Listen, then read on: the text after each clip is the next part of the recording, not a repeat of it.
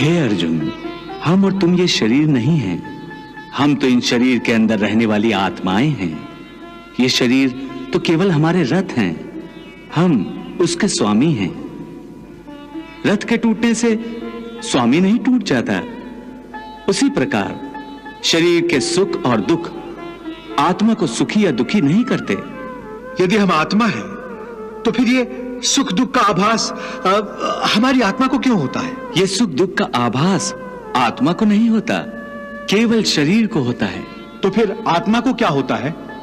आत्मा को कुछ नहीं होता, क्योंकि ये होना न होना, सुख दुख, सर्दी गर्मी, ये सब प्रकृति के नियम हैं। आत्मा तो अविनाशी परमात्मा का अंश है, इसलिए आत्मा प्रकृति की सीमा से बाहर है। आत्मा अचिंत्य है, मानवीय चेतना के चिंतन के घेरे में नहीं आती। अर्जुन, आत्मा पर प्रकृति और सृष्टि के नियम लागू ही नहीं होते, क्योंकि वो सृष्टि और प्रकृति दोनों ही की पहुंच से बाहर है। जैसे एक चिंगारी अग्नि का ही अंश होती है, वैसे ही आत्मा परमात्मा का ही अंश होता है। इसलिए वो नित्य, अजन्मा, सनातन और सर्वव्यापी है, स्थिर रहने वाला और अचल है।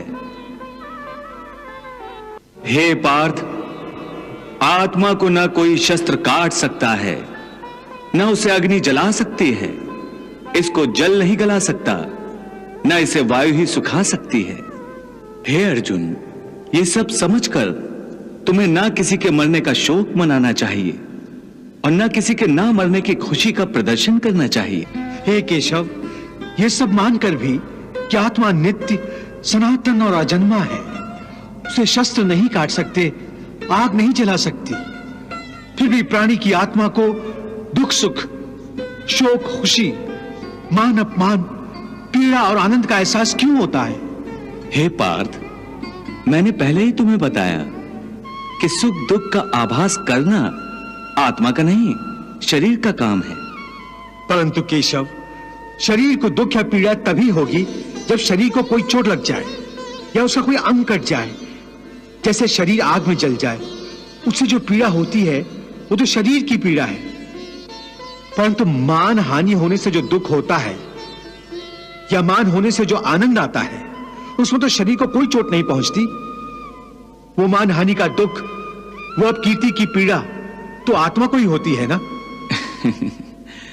नहीं अर्जुन, ये कीर्ति अपकीर्ति, मान अपमान, ये लाभ हानि,